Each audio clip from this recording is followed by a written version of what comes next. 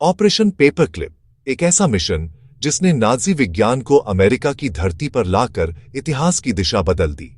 1942 में world war II का अंत हुआ। यूरोप खंडहर में बदल चुका था और अलाइड सेनाएं जीत का जश्न मना रही थीं। लेकिन इस जश्न के नीचे एक गुप्त ऑपरेशन शुरू हो चुका था। ऐसा ऑपरेशन जो आने वाले दशकों की राजनीति और विज्ञान को आकार देने वाला था।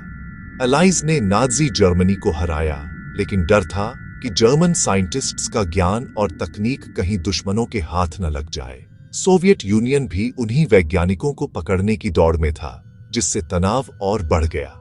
इसी अस्थिर माहौल में यूनाइटेड स्टेट्स ने ऑपरेशन पेपरक्लिप की शुरुआत की, एक गुप्त प्रोग्राम जिसका मकसद था जर्मन वैज्ञानिकों को अमेरिका लाना। ये वैज्ञानिक नाजी वॉर मशीन के अभिन्न अंग थे। इनकी विशेषज्ञता advanced rocketry, aerospace engineering, chemical warfare और मेडिकल एक्सपेरिमेंटेशन तक फैली थी। अमेरिका ने 600 से अधिक वैज्ञानिकों को गुप्त रूप से अपने देश में लाया। यह फैसला बेहद विवादास्पद था।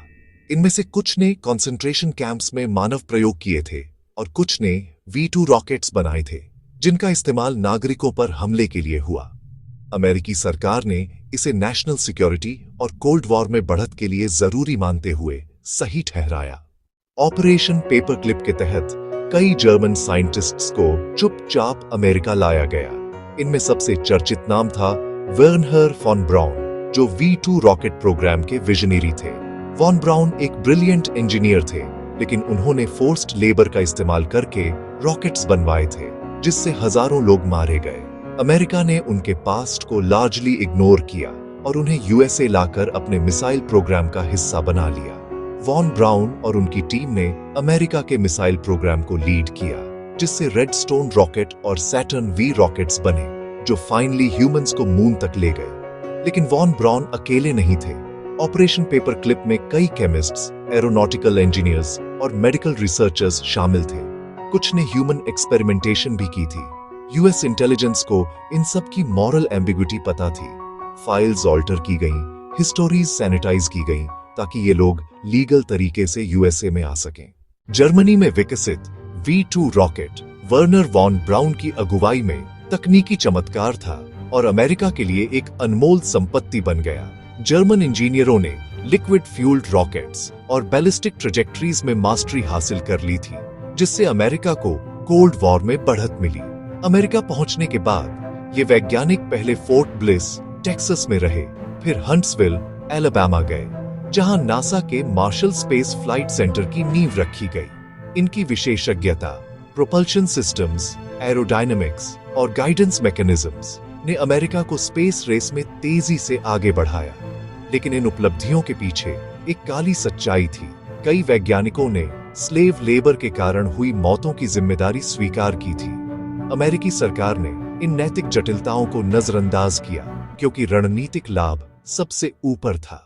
ऑपरेशन पेपरक्लिप के तहत सिर्फ रॉकेट साइंटिस्ट्स ही नहीं, बल्कि मेडिकल रिसर्चर्स भी अमेरिका लाए गए। इनका काम साइंटिफिक एडवांसमेंट से कहीं ज्यादा जटिल और विवादित था। कई रिसर्चर्स ने कंसंट्रेशन कैंप्स में प्रिजनर्स पर एक्सपेरिमेंट्स किए। ड्रग्स, सर्जिकल टेक्निक्स और बायोलॉजिकल एजेंट्स टेस्ट किए गए। ये एक्सपेरिमेंट्स अक्सर फेटल थे और सर्वाइवर्स को परमानेंट डिसफिगरमेंट या क्रॉनिक इलनेस का सामना करना पड़ा। US मिलिट्री और मेडिकल एस्टैब्लिशमेंट ने इस नॉलेज को अपनाया, भले ही एथिक्स और कंसेंट को अक्सर नजरअंदाज किया गया। केमिकल वॉरफेयर एक्सपेरिमेंट्स जैसे मस्टर्ड गैस और नर्व एजेंट्स कोल्ड वॉर के मिलिट्री एप्लीकेशंस के लिए वैल्यूएबल माने गए।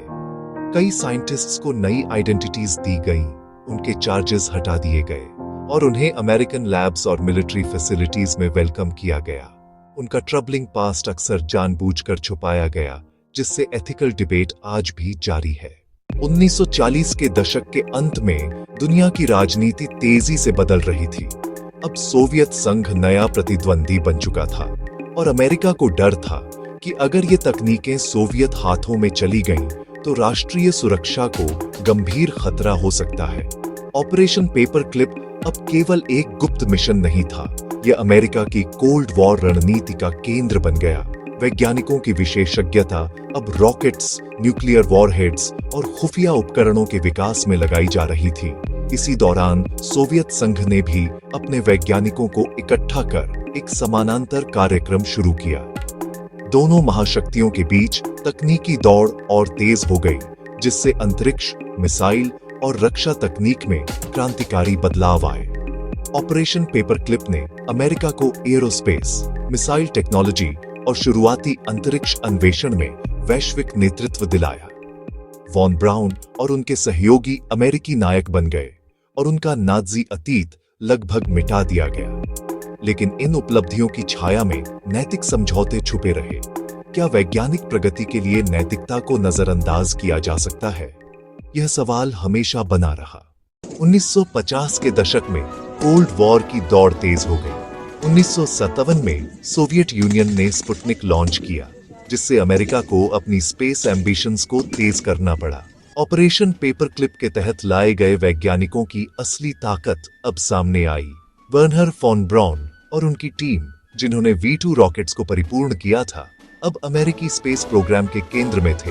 प्रोपल्शन, गाइडेंस और एरोडायनामिक्स में इनका ज्ञान रेडस्टोन और जुपिटर मिसाइल प्रोग्राम्स की रीढ़ बना। 1960 में नासा की स्थापना हुई और हंट्सविल, अलाबामा रॉकेट विकास का मुख्य केंद्र बन गया। वॉन ब्राउन की टीम ने सैटर्न सीरीज रॉकेट्स डिजाइन किए, जिनमें सैटर्न V भी शामिल था, वही रॉकेट जिसने इंसानों को पहली बार चांद तक पहुंचाया। अपोलो प्रोग्राम की सफलता अमेरिका के लिए एक ऐतिहासिक उपलब्धि थी, जिसे पूरी दुनिया ने देखा और सराहा। लेकिन बहुत कम लोग जानते थे कि इन रॉकेट्स के पीछे वही वैज्ञानिक थे जिनका अतीत नाजी जर्मनी से जुड़ा था। एक सच्चाई जो इतिहास के पन्नों में छुपी रही। दशकों तक ऑपरेशन पेपरक्लिप की सच्चाई आम लोगों से छुपी रही। सरकारी दस्तावेज सील थे और वैज्ञानिकों को सम्मानित अमेरिकियों के रूप में पेश किया गया। 1970 और 1980 के दशक में इतिहासकारों और पत्रकारों ने जब दस्तावेजों को उजागर किया, तो भर्ती, मानव प्रयोग और मेडिकल रिसर्च की पूरी सच्चाई सामने आई। इस खुलासे के बाद बहस छिड़ गई। कैसे एक देश जिसने नाजी अत्याचारों का विरोध किया, वही उन अपराधियों को अपने यहां काम दे रहा था। आलोचकों ने कहा कि अमेरिका ने अपनी नैतिकता से समझौता किया। समर्थकों ने तर्क दिया कि शीत युद्ध की जरूरतों ने यह फैसला करवाया और यह ज्ञान तकनीकी आपदाओं को रोक सकता था। आज भी ऑपरेशन पेपरक्लिप कई नैतिक सवाल उठाता है। रॉकेट्स चांद तक पहुंचे, लेकिन उनके पीछे छुपा हुआ मानव पीड़ा का इतिहास अक्सर अनदेखा रह गया। ऑपरेशन पेपरक्लिप की विरासत आज भी गूंजती है। यह एक ऐसी कहानी है जिसमें वैज्ञानिक तरक्की और नैतिकता की टकराहट साफ दिखती है। एक ओर अमेरिका ने रॉकेटरी, एयरोस्पेस और स्पेस एक्सप्लोरेशन में अभूतपूर्व बढ़त हासिल की। दूसरी ओर इस प्रगति की कीमत गहरी नैतिक समझौतों के रूप में चुकाई गई। कई वैज्ञानिकों ने अमेरिका में हीरो की तरह जीवन जिया, लेकिन अपने युद्धकालीन कृत्यों के परिणामों का सामना कभी नहीं किया। ऑपरेशन पेपरक्लिप आधुनिक विज्ञान और शासन के लिए एक चेतावनी है। यह दिखाता है कि प्रगति की कीमत क्या हो सकती है और नैतिक जवाबदेही कितनी जरूरी है। आज जब स्पेस प्रोग्राम्स और AI तेजी से आगे बढ़ रहे हैं, ऑपरेशन पेपरक्लिप की छाया हमें याद दिलाती है, अगर तरक्की के लिए नैतिकता की बलि दी जाए तो सवाल हमेशा बने रहेंगे। ऑपरेशन पेपरक्लिप की कहानी हमें याद दिलाती है कि इतिहास सिर्फ जीत और प्रगति की कहानी नहीं है, बल्कि उन नैतिक सवालों की भी है जो हम अक्सर अनदेखा कर देते हैं। युद्ध की राख से निकली यह योजना विज्ञान, युद्ध और अंतरिक्ष की दौड़ को हमेशा के लिए बदल गई। जिन वैज्ञानिकों ने कभी विनाशकारी शासन की सेवा की, वही मानवता की सबसे बड़ी उपलब्धियों के निर्माता बने। यह विरोधाभास हमें सोचने पर मजबूर करता है, क्या प्रगति के लिए नैतिकता से समझौता किया जा सकता है? ऑपरेशन पेपरक्लिप की विरासत आज भी विज्ञान और समाज के लिए चेतावनी है कि ज्ञान और शक्ति की खोज हमेशा जिम्मेदारी और आत्मचिंतन के साथ होनी चाहिए।